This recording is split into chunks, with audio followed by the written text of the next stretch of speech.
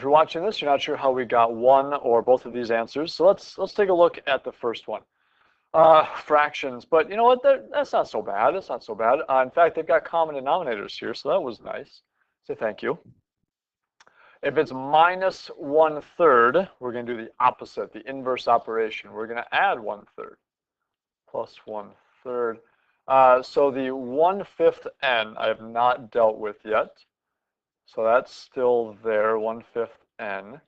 And 8/3 plus 1/3, well, it's 9/3. But I like to reduce things. I like to make them smaller if I can help it. 9/3, that's the same as 3. Oh, that's a lot easier. I'm going to give myself a little bit more room here. So I'm going to move these down a little bit. Okay.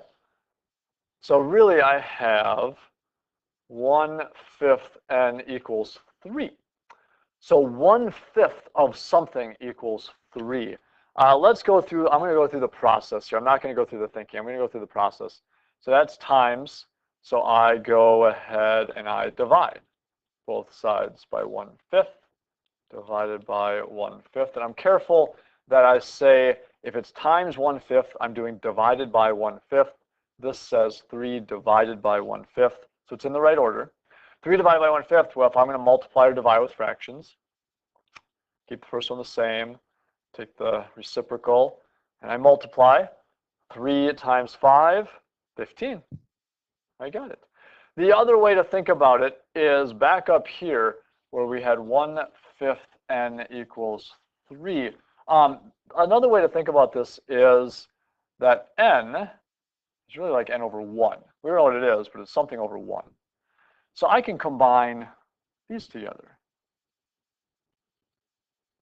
1 times n is n, 5 times 1 is 5. That's n divided by 5 equals 3. 1/5 times n is the same as n divided by 5.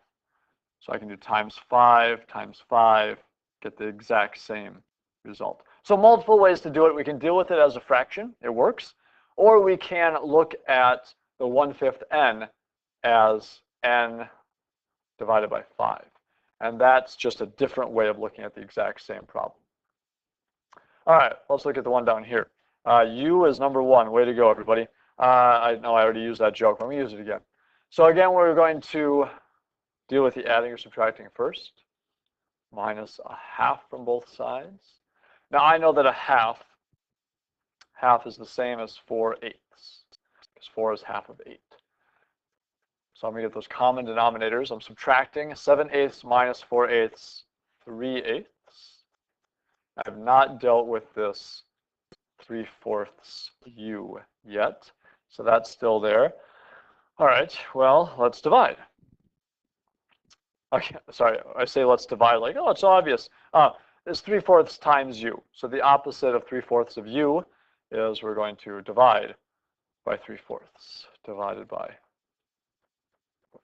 So again, leave the first fraction alone, multiply by the reciprocal, and I can, oh, did I get something wrong? I might have, let's find out. We're going to multiply by the reciprocal, and if I do some cross reduce, well, no, I won't even do cross reducing.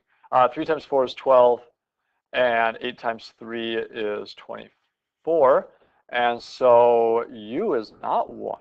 If you got u as 1/2 and you're watching this, congratulations, you followed directions very well. The correct answer, 12/24, that's the same as a half. U is only half. So you're not number 1 anymore. U is half. And I apologize about that, but if you're watching this because you got u equals a half, congratulations, you did it right and you followed directions because I told you to watch the video if you got it wrong. So don't tell anybody, but I'm really happy that I got one wrong because now I can see who's watching these videos. So I'm really happy that I got one wrong. Remember that when you're doing the post-test questions.